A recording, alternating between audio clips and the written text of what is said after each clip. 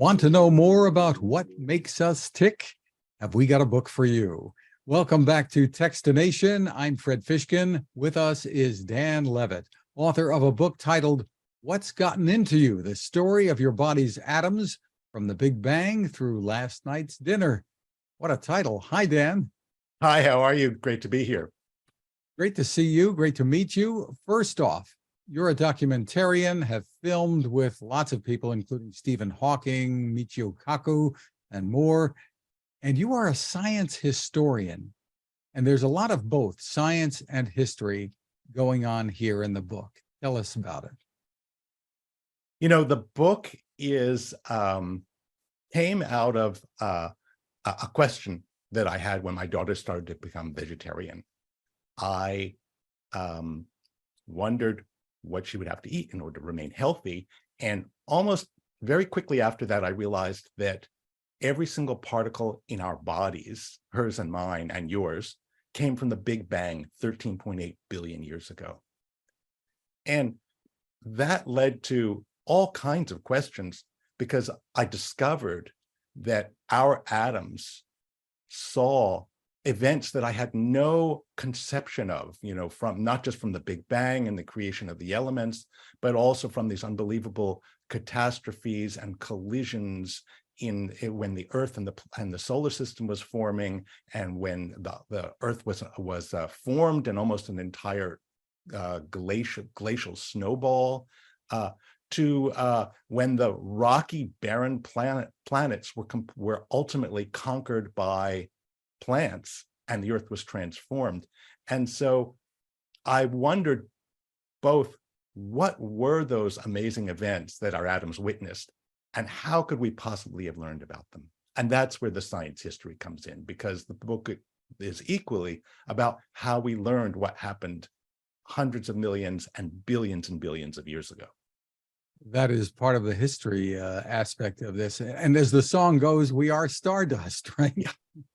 That's right. That's Joni Mitchell. And of course, Carl Sagan said, we are star stuff. And, you know, that's literally right, because when the Big Bang happened, you had the most elementary particles in the universe, including electrons and quarks and gluons, which glue quarks together. Those quickly made neutrons, protons. And, but the only atoms that came out of the Big Bang were 4 of them, the most prevalent being hydrogen. 10% of our mass is made of hydrogen, which came out of the Big Bang. All the other elements in our body were formed in giant stars. In huge, massive stars, the heat, ever-increasing heat of huge, massive stars, which created all the elements up to iron. And then in the most powerful explosions of the universe, which were supernovas, which were explosions of dying stars. And so we literally are star stuff, because everything in us, with the exception of some hydrogen, and even much of that, came through stars.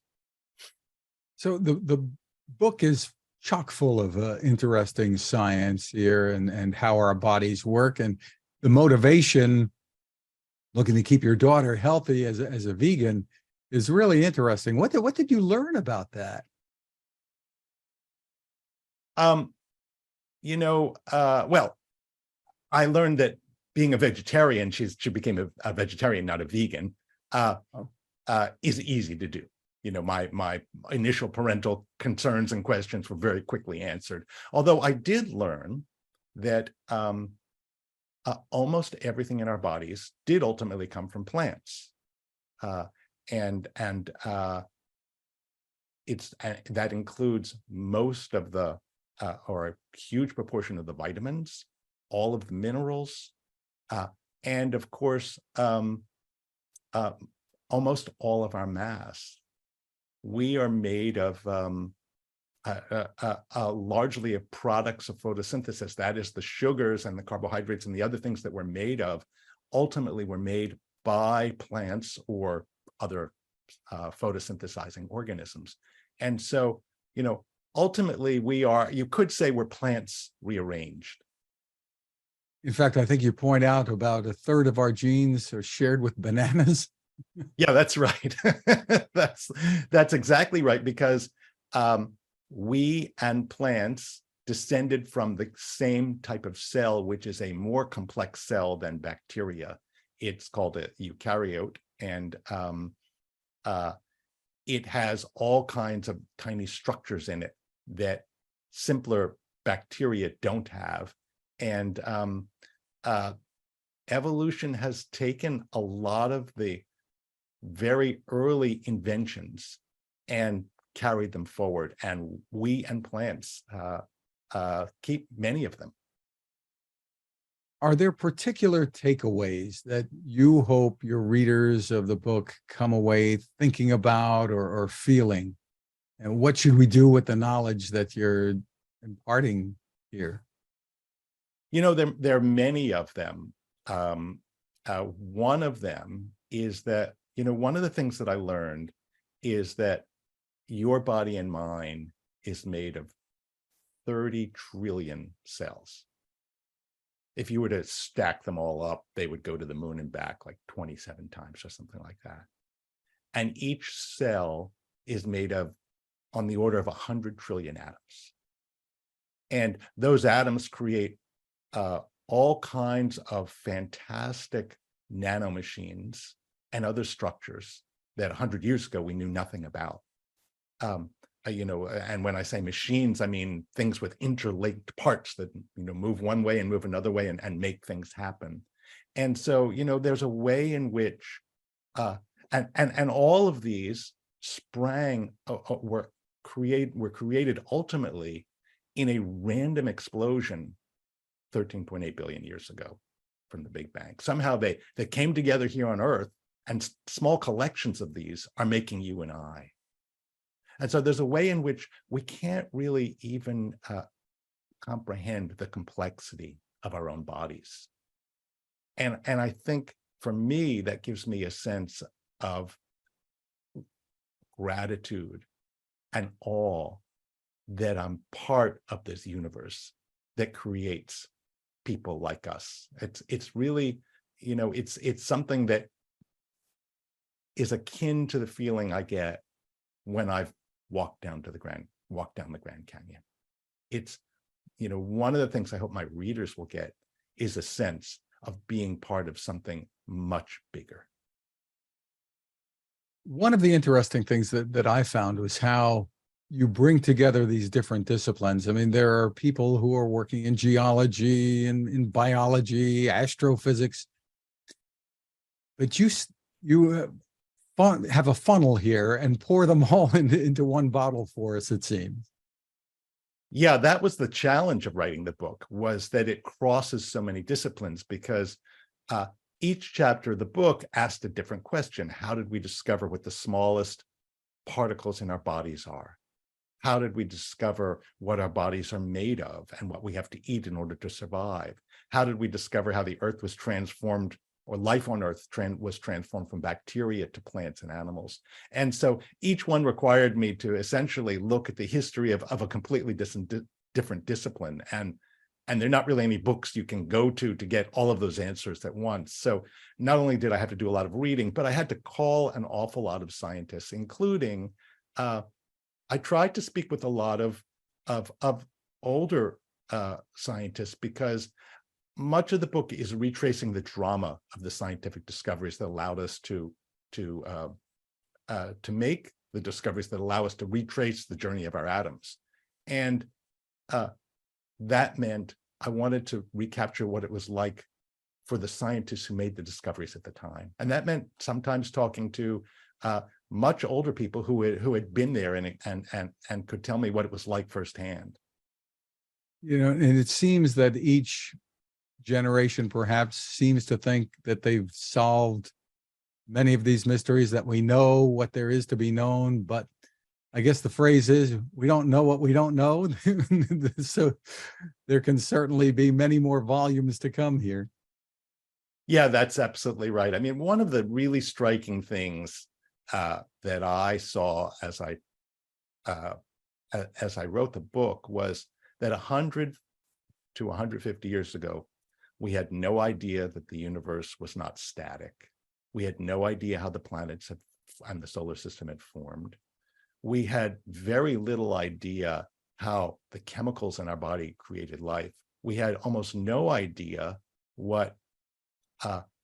how life was created in our cells.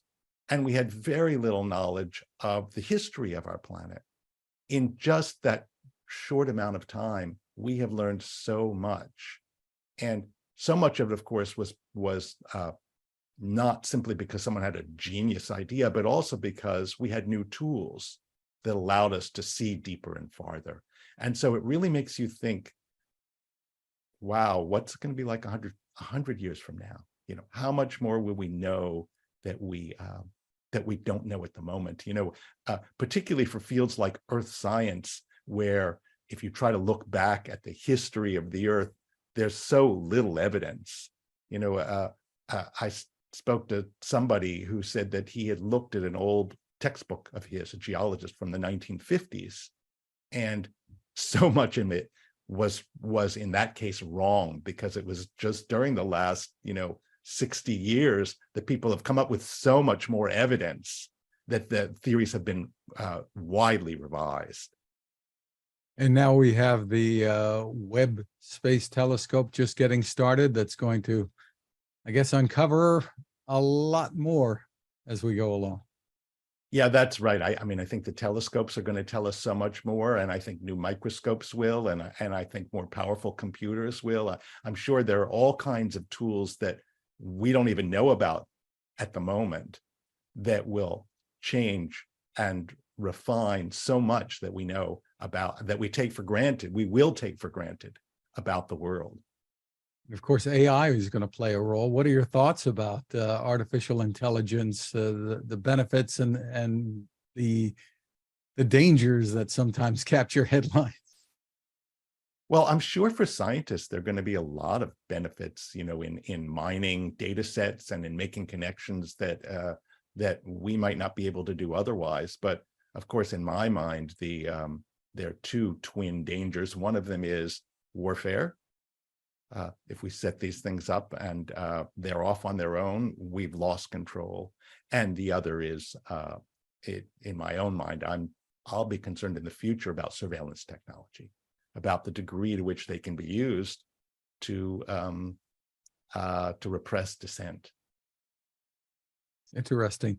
Dan, what are your thoughts about writing a book versus creating documentaries and the storytelling? Very different, I suppose, very different experiences.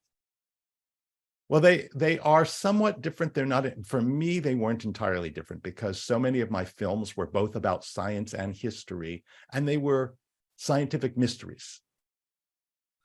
And that's what I tried to do in my book as well, was each chapter is really a scientific mystery.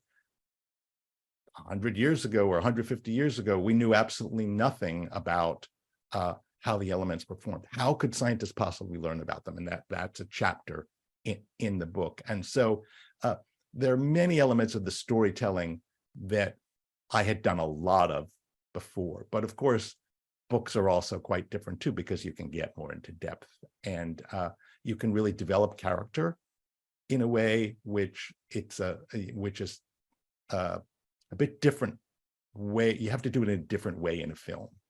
And so I love them both, and particularly for me, writing has been a wonderful new challenge. But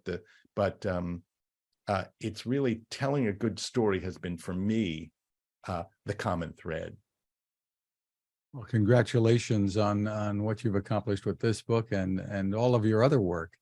The book again, What's Gotten Into You? The Story of Your Body's Atoms from the Big Bang Through Last Night's Dinner. Dan Levitt, thank you so much for spending time with us. Thanks so much. It's been a pleasure.